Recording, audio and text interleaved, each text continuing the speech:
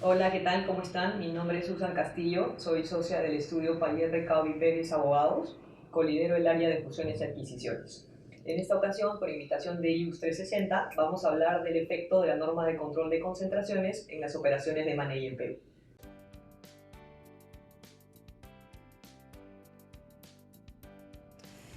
Bueno, en realidad las operaciones de fusiones y adquisiciones en Perú, creo que el primer cambio que va a suceder es que las que tengan que pasar por aprobación del regulador, y ahí hay que tener en cuenta que los umbrales que se han establecido no son bajos, es decir, no va a ser, digamos, un porcentaje muy alto de las operaciones que hoy suceden en el mercado que va a tener que pasar por esta aprobación.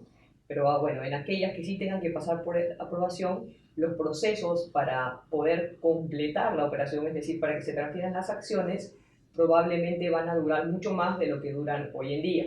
A modo de ejemplo, hoy se pueden tener este tipo de procesos con un esquema de firma y cierre simultáneo, donde en el acto de firma de la transacción se transfieren las acciones.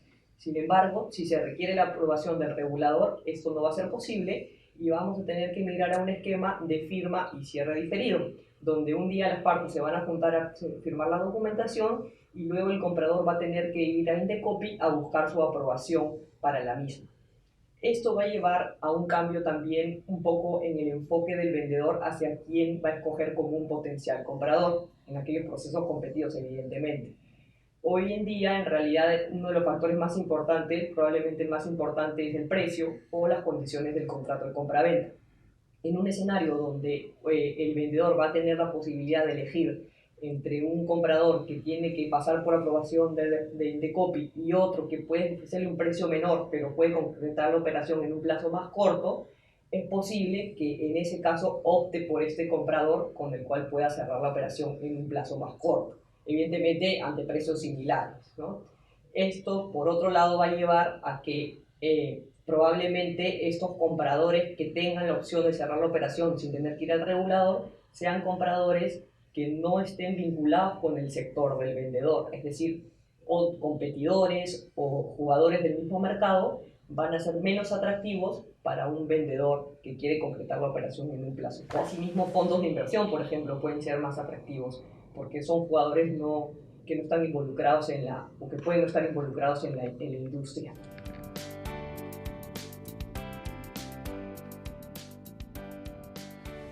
Entonces, en casos donde el vendedor tenga la posibilidad de elegir entre un comprador que requiere autorización del INDECOPI, es decir, del regulador para poder completar la operación, frente a uno que es capaz de cerrar la operación en un plazo muy corto sin requerir esa autorización, el vendedor va a preferir probablemente cerrar con el que puede completar la operación en el plazo corto, obviamente en términos de precios similares. Esto va a representar que probablemente compradores que sean competidores en el mismo mercado que el vendedor sean menos atractivos y se vuelvan más atractivos compradores que básicamente sean inversionistas financieros o que no tengan inversiones en el Perú al momento de hacer la operación.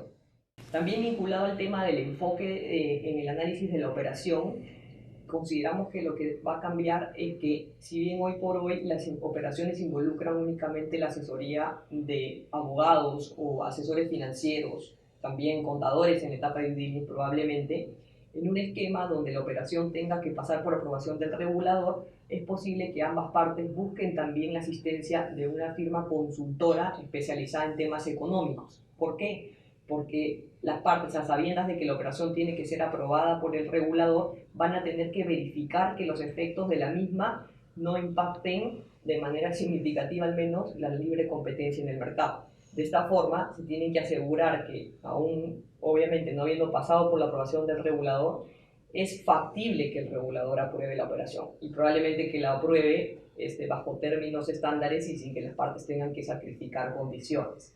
Entonces, desde probablemente el día que se tenga más o menos claro quién va a ser el comprador, tiene que haber este involucramiento de un asesor económico en la transacción. Otro cambio importante que consideramos que va a suceder son las cláusulas que se pactan en el contrato. Más adelante vamos a hablar de las que se van a empezar a pactar en el contrato, pero también es importante considerar que hay cláusulas que hoy por hoy son bastante estándar y que ya no se van a poder establecer o que se tienen que establecer de una forma distinta. A modo de ejemplo, tenemos las cláusulas de de conducción de negocio o de periodo interino. ¿Qué son estas cláusulas? Son estas cláusulas donde básicamente lo que quiere regular el comprador es tener cierto control sobre la compañía objetivo entre el periodo de firma y cierre. ¿Por qué? Porque evidentemente está interesado no solo en preservar el valor de la compañía durante ese plazo, sino también en ir conociendo el negocio de la compañía para que el día que la compre el proceso de integración sea más rápido y más práctico. En este caso, la norma de control de fusiones realmente no va a permitir que estas cláusulas se establezcan, es decir, sí se pueden establecer cláusulas que busquen preservar, digamos, el status quo o la situación financiera de la compañía, pero no cláusulas que le den injerencia al comprador en el negocio de la empresa. Por ejemplo, el comprador no va a poder tener acceso o no debería poder tener acceso a información sobre clientes, proveedores, no debería poder contactarlos, no deberían de poder, digamos, tener acceso al personal clave de la compañía para hablar de esquemas de integración. Sí puede tener cláusulas que le impidan al vendedor hacer determinadas cosas en el target por el periodo entre firma y cierre, pero no va a poder tener injerencia en el negocio de la compañía objetivo antes del cierre de la transacción. Por otro lado, tenemos las cláusulas de no competencia, que hoy día son bastante estándar, donde hoy incluso se llegan a pactar plazos de hasta 5 años en esas cláusulas y donde las limitantes de los mercados a los que no puede acceder el vendedor no están cerradas. En un esquema donde tenemos la norma de control de fusiones vigente, estas cláusulas van a ser mucho más restrictivas y en realidad solamente tiene que estar enfocadas evidentemente en que el comprador no vea canibalizado el mercado en el que está entrando, no pierda valor de la compañía, pero no que limite de manera exagerada las actividades que el vendedor no puede realizar. Entonces, en ese sentido, por ejemplo, los plazos, es probable que ya no podamos tener cláusulas de 5 años, sino migremos un esquema más como de 3 años, que es lo que hoy día se tiene en la Unión Europea, y esquemas donde evidentemente el mercado al que se limita el acceso del vendedor es estrictamente el mercado en el que está involucrado la compañía objetivo. Cláusulas, por ejemplo, como licencias exclusivas o suministros exclusivos por alguna de las partes tampoco van a estar permitidas. En general, todas estas cláusulas que busquen restringir la libre competencia entre, digamos, la compañía objetivo y el mercado y el comprador ya no van a poder ser pactadas. Ya hemos hablado de las cláusulas que no van a poder pactarse en el contexto de esta nueva regulación. Ahora hablaremos de las cláusulas que se van a pactar de una manera distinta o más detallada o cláusulas nuevas que esta regulación nos va a traer. En primer lugar tenemos la cláusula de aprobación del regulador, es decir, la aprobación de Indecopi. Esta cláusula es una cláusula que va a ser desarrollada en manera muy detallada en el contrato porque hay un interés de ambas partes en que la aprobación se obtenga. Por un lado, el comprador va a requerir que el vendedor proporcione toda la información que Indecopi requiere. Por otro lado, lo que va a buscar el vendedor es que el comprador haga todos sus esfuerzos para obtener esta aprobación de Indecopi. No obstante, hay que tener en cuenta que el comprador también tiene un interés en no quedar comprometido en un 100% a hacer absolutamente todo lo que le pueda pedir Indecopi. Porque en el marco de este proceso, Indecopi podría pedirle, por ejemplo, que el comprador haga desinversiones de activos en el país o de marcas o de licencias y puede tener cierta injerencia en el negocio del comprador. Y estas son cosas que el comprador puede no estar dispuesto a aceptar, aun sea para comprar la compañía objetivo. Entonces, esta cláusula va a ser bastante negociada porque el comprador va a querer tener determinada discreción para poder seguir adelante o no con el proceso, dependiendo de lo que le solicite Indecopi para poder aprobarlo. Otra cláusula que va a empezar a negociarse de una forma distinta es la cláusula relacionada con el plazo para completar la transacción. Como hemos conversado, si bien hay plazos establecidos en la nueva regulación para que Indecopi se pronuncie sobre la aprobación o denegatoria respecto a la solicitud de autorización, las partes no van a querer quedarse, digamos, comprometidas a cerrar este contrato eternamente. ¿Qué significa esto? Significa que las partes van a tener la tendencia a establecer en el contrato, digamos, fechas máximas o fechas límites o drop dead dates para poder concluir el contrato después de un determinado plazo luego de la fecha de firma. Entonces, este plazo normalmente va a estar determinado con un plazo evidentemente mayor al que tiene Indecopi para pronunciarse, pero aún así razonable para que las partes puedan terminarlo si no han obtenido esta autorización.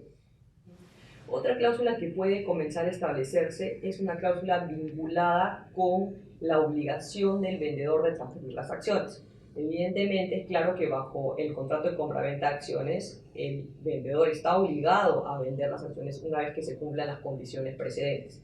No obstante, en la medida que el proceso de aprobación por parte del regulador no es corto, el comprador puede tener una preocupación respecto a la posibilidad de incumplimiento del vendedor respecto a su obligación de transferir las acciones. Es decir, ¿qué pasaría si, digamos, al mes 4 de haber firmado el contrato y ante la incertidumbre de si el regulador va a otorgar la autorización o no, viniera un tercero con un precio mayor a ofrecer al vendedor y el vendedor, digamos, ante el mayor valor de la compañía y la incertidumbre, prefiera vendérselo a este tercero? Entonces, el comprador va a buscar protegerse de ese riesgo en el contrato. ¿Cómo puede protegerse de ese riesgo? Bueno, se pueden pactar penalidades o breakup fees en el SPA, donde, digamos, si el vendedor incumple con su obligación de transferir las acciones, habiéndose cumplido las condiciones, el comprador le puede reclamar una penalidad, que es típicamente bastante representativa. Otra opción, en caso que el comprador no le satisfaga, digamos, el tema económico o el tema de la indemnización monetaria, es que el comprador le requiera al vendedor que ponga las acciones en un fideicomiso, de forma tal que, digamos, ya no esté en la capacidad de transferirlas a un tercero, aun cuando esté dispuesto a hacerlo, y por tanto las acciones, digamos, queden congeladas en ese fideicomiso hasta que se obtenga la autorización. Las reglas para la liberación de estas acciones van a estar establecidas en el contrato de fideicomiso. Otra cláusula en la que puede cambiar el enfoque es la cláusula referida al financiamiento del comprador o a la suficiencia de recursos del comprador para completar la operación. ¿A qué me refiero? Típicamente el comprador incluye en el SPA una declaración respecto a que cuenta con los fondos o cuenta con el financiamiento necesario para pagar el precio el día de cierre de la operación. Esta cláusula es bastante estándar y, digamos, no es una preocupación importante en una operación de firma y cierre simultáneo o en una operación de firma y cierre diferido donde el plazo entre la firma y el cierre no es demasiado largo. No obstante, en un contexto donde para poder completar la operación habrá que esperar en un plazo de entre 6 a 8 meses, la preocupación del vendedor respecto a que luego de esos 8 meses el comprador mantenga los fondos o mantenga el compromiso del banco para cerrar la operación va a ser bastante importante. En ese sentido, es posible que el vendedor quiera establecer mecanismos para asegurarse esos fondos. ¿Por qué la preocupación también? Porque, por ejemplo, desde la perspectiva del banco, la situación financiera de una compañía puede cambiar en 6 a 8 meses y es una situación respecto a la que no tiene ningún control. Entonces, por ejemplo, el banco el día 1 le puede haber parecido sí, que tiene una situación económica sólida o que tiene un riesgo crediticio sano y por tanto está dispuesto a financiar esta adquisición, pero luego de 8 meses podría ya no estar dispuesto y los contratos de financiamiento tienen también sus condicionantes. Entonces es posible que los vendedores también busquen asegurarse la manera de que el comprador cuente con los recursos en la fecha de cierre. Una manera es pedirle una fianza bancaria, por ejemplo, que habrá que evaluar el tema del costo, ¿no? Porque los bancos también suelen cobrar un fee por este tipo de fianzas. Puede ser una garantía de la matriz, por ejemplo, puede ser poner el dinero en una cuenta escrow, por ejemplo, y así habrá que evaluarse los mecanismos para garantizar que el comprador tenga los recursos para completar la operación.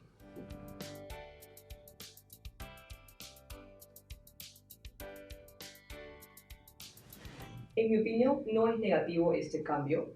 En realidad, a decir verdad, digamos, Perú era uno de los pocos países importantes de Latinoamérica que no tenía una regulación como esta. La misma ya existe en Colombia y en Chile hace algunos años y era difícil sostener que este mercado no la tuviera. Por otro lado, es importante también mencionar que los umbrales que se han establecido en la regulación para que la misma tenga que ser aprobada por Indecopi no son bajos. ¿Esto qué significa? Que no todas las operaciones, ni siquiera la mayoría de operaciones que hoy por hoy se realizan en el mercado van a tener que pasar por Indecopi. Entonces, los umbrales que se han establecido, que asimismo son bastante parecidos en proporción a lo que se tiene en Chile y en Colombia, van a asegurar, digamos, que las operaciones que tengan que pasar por este filtro del regulador sean operaciones realmente significativas en cuanto a su impacto económico y probablemente significativas en cuanto a su impacto en el mercado. Lo que sí es importante tener en cuenta es cómo se van a manejar estos procesos en Indecopi. La norma es clara, digamos, ha recogido los comentarios o la gran parte de comentarios que, digamos, los expertos le han hecho llegar al regulador, pero va a ser también bastante relevante ver cómo Indecopi aprueba o lleva los procesos de aprobación de estas solicitudes de autorización. En sus manos está que realmente los plazos que se han establecido en la normatividad se cumplan. En sus manos está que los requisitos que se soliciten para poder aprobar las operaciones sean sensatos, sean razonables y no sean excesivos. Y también está que la presión mediática, digamos, que en algún momento se pueda llegar a tener en determinados procesos, no afecte el resultado de la evaluación. Entonces, en un contexto, digamos, donde se tiene una norma que establece umbrales altos y razonables para el tamaño del mercado, donde establece plazos que también pueden ser razonables y son bastante parecidos a los que hoy por hoy se tienen en otros países de Latinoamérica, y donde el regulador aplica la norma de manera correcta, nosotros consideramos que en realidad no va a haber un problema con las aprobaciones y el mercado va a seguir funcionando, con los cambios que hemos conversado, pero va a seguir funcionando.